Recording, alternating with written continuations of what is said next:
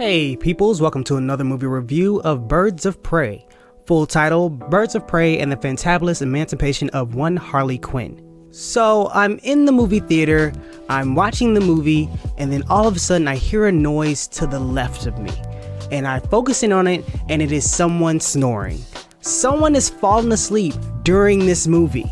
And you know what? I completely understand, because for chunks of this movie is very, very dull and boring.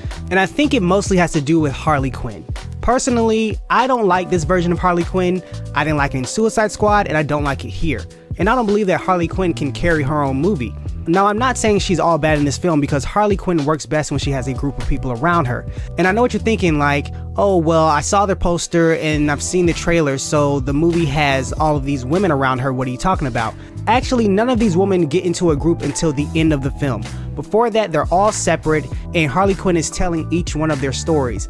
Now, their stories do intertwine with one another, but they aren't in a room together talking back and forth and interacting with one another and making jokes and quips and stuff like that, which actually, when it happens, is the best part of the film, which was disappointing because it wasn't all of the film.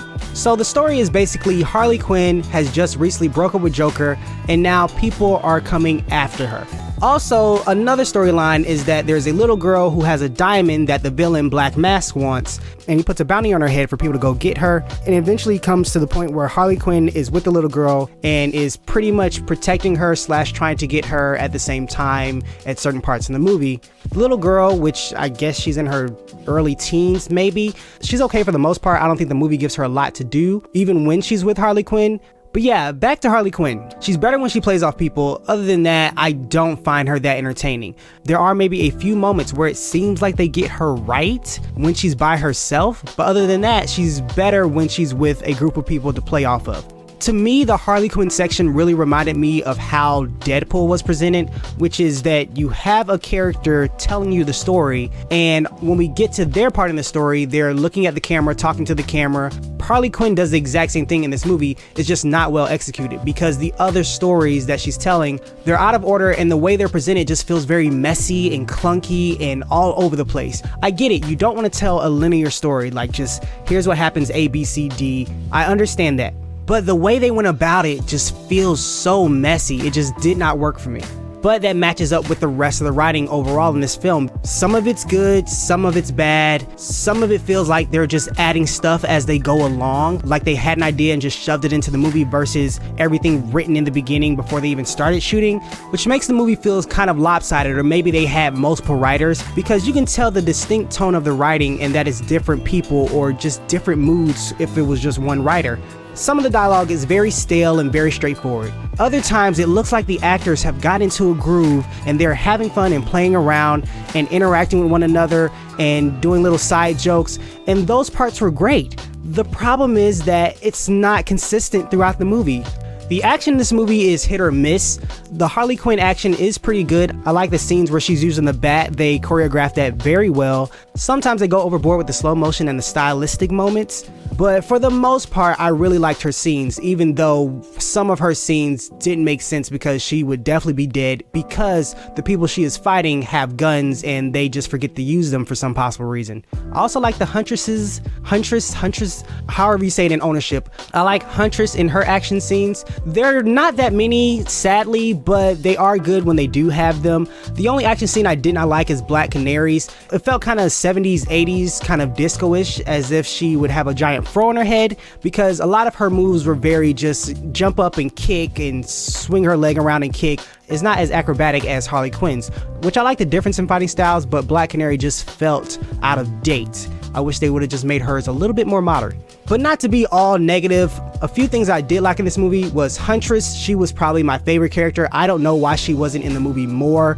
She's very straightforward still. She was kind of disconnected from people as a youth, so she doesn't understand certain things when she's interacting with other people. It's very entertaining. I hope she gets her own movie. I hope there's a Birds of Prey sequel with her specifically.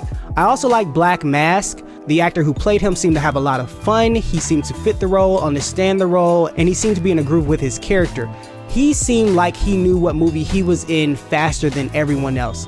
And lastly, like I mentioned before, I liked when all of the women were together. I wish that was the whole movie. I don't understand why they didn't bring that together quicker. People are going to this movie to see the ensemble of these women, and that's what we miss out on. Overall, I think that this isn't a very good film. There are a lot of dull spots, and I don't think the characters work separately. I think viewers will have fun watching certain parts in this film, but it is very up and down when it comes to enjoyment and then crashing down to staleness and boredom. So I really don't suggest going to see this film. If you're going to see it, I say see it matinee, but this is something that you can watch at home. But before I end this review, because of the nature of it, you have to give kind of, I don't know, disclaimers or fully make it clear for certain people, because when it comes to this type of movie, because it is a DC film, because it is an all-female cast, I have to address certain things so fans of the comic book or property or whatever category you're into, whether it's just you love all-female films and certain things like that, you're not throwing out false claims like, oh, you just hate it because you're a Marvel fan, or oh, you just hate it because you're a man. Just to make this clear, I love all kinds of movies.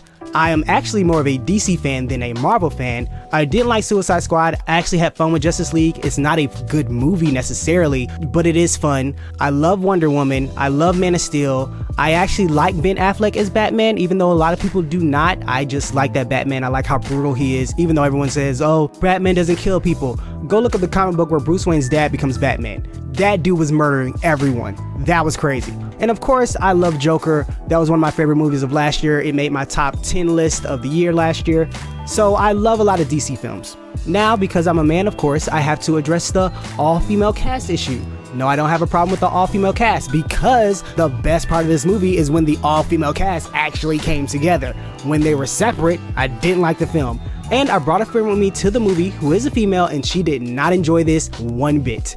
So that's just a few things to plug up all the hole poking that people who are fans of certain things like to yell at reviewers during these type of reviews. Just wanted to make that clear. But anyway, that's all, peoples.